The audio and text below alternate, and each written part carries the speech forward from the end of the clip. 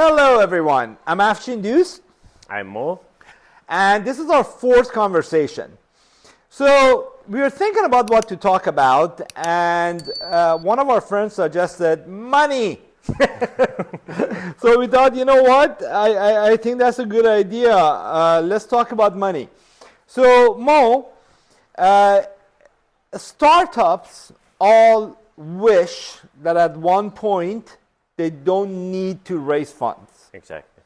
But until they get to that point, they need money to start the company.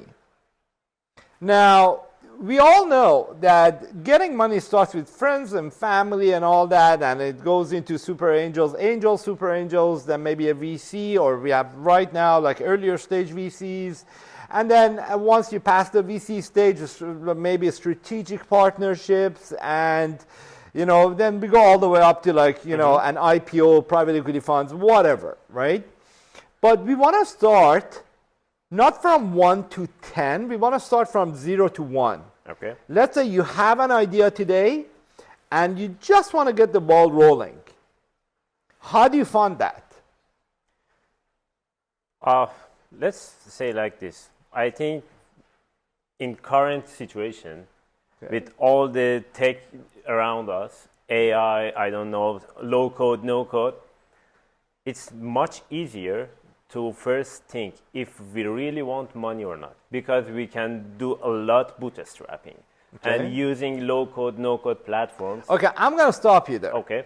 Because that's another subject we want to talk about in the future, how to bootstrap properly, right? Right now, we want to say, where do you get money from? Let's assume that you are bootstrapping, but at the same time, you have certain costs you need to cover. Exactly. Where do you go to get that money? How do you get it? How do you propose people to give you money? Hard question. Because mostly I worked on the tech side. Okay. I wasn't worried about money. Okay. My co-founders helped me to raise funds, and I was just building. So this goes back to our second conversation that we had. How do you pick the right team? Exactly. Complementary skills. Yes. So what you're telling me is pick a co-founder who knows how to raise funds and leave it to them. But let me tell you what I think. Okay.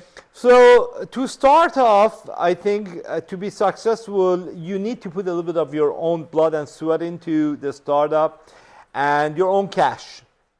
Of course, it might not be a whole lot, but you need to bootstrap the heck out of it. Start that way. Get to a little further up the road where you can actually have meaningful conversations with people. And the more de-risking that happens, the more you can ask people to invest with you. Now, I would say the first step, after you've put in your money and you've kind of exhausted your own resources, is to seek advice on how to structure your company. Because when the first dollar comes in, the terms and conditions of that first dollar to come in would kind of determine how the rest of the journey is going to go.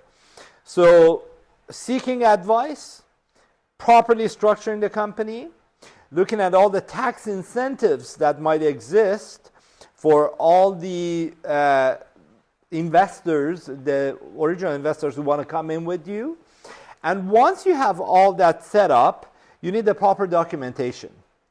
You need to have your subscription agreement, your term sheet, maybe your financial projections, your pitch. You need to have a business plan or whatever else is required in order to be able to have a very clear, concise conversation with the people you want to go to for money. And once that is done, then you start knocking on the doors closest to you, like your friends, your family, your business associates, and people who actually want to support you and who want to see you succeed. Because those people, their motivations might be a little bit different. They might not even understand the business, or they might have tangential ideas about what the business is all about, but they want you to succeed. Usually you'll get smaller checks, but it should get you going. So first step is creating a solid business plan. Yes. So you can talk to anyone about your business. Of course. Pitch it. Of course. So you need documentation, you need legal, you need accounting, you need a very clear idea and a little bit of traction to show, hey, I've actually done something. and I've spent my own money in it, so I absolutely believe in it. And then you pitch those closest to you.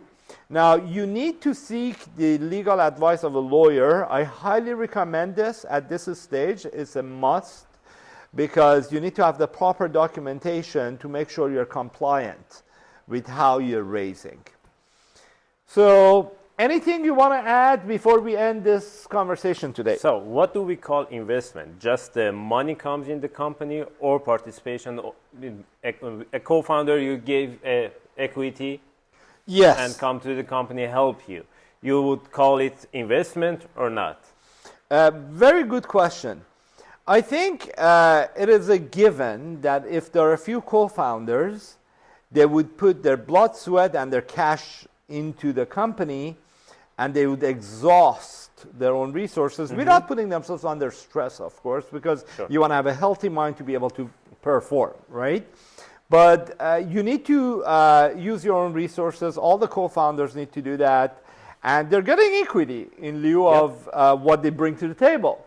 And so, yes, equity can be used as means of getting the work done through co-founders, through the initial people who you want to hire. You might not have enough money to pay them market rate, so you might offer them options, warrants, like you might offer them direct equity into the company for them to engage. So I would think the answer to your question is yes, equity can be looked as a way to entice people to get the work done. But again, going back to the original question we had, this is about how do you bring in the money and the first dollar coming into the company. So, well, thank you everybody for listening and watching us. And we hope, like always, that you'd follow. And at the same time, please do leave us your comments and any questions you want us to discuss. And we'd be happy to hear from you. Have a great day. See you.